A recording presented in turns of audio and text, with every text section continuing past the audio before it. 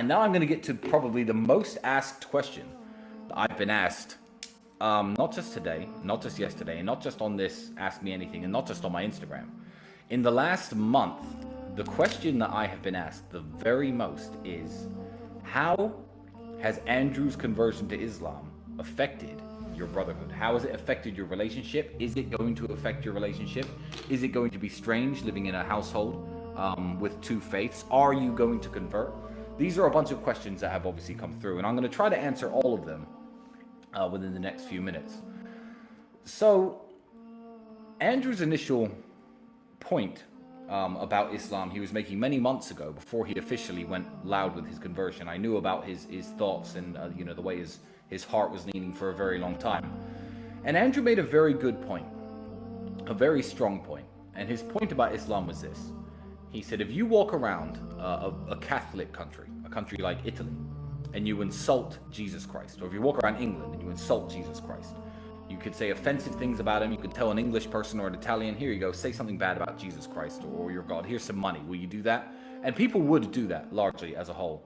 And also saying bad things about, Jesus Christ and their God. Nobody would face any repercussions. You could walk around the street freely saying these slanderous things, which is very rude and very impolite, and nobody would do anything about it. However, in the Muslim world, you see where I'm going here, such example is simply unthinkable. A Muslim would never insult his own prophet. He'd never insult his own God. And that too, if you were in a Muslim country, or even in the presence of Muslim people, and you were to insult their God or their prophet, they would be absolutely furious. Someone might even punch you in the face. And that's very fair enough. But what Andrew failed to mention, which is the point that I think I'm going to raise right here, is there are people in the world who will punch you in the face if you insult Jesus Christ, and if you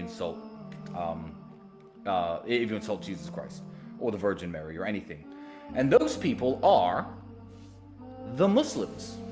Now, if you don't know religion and you don't know religious history very well, then I guess you don't know that one of the most important prophets in Islam is Jesus, son of Mary, as they refer to him, or Jesus Christ, as us Christians call him.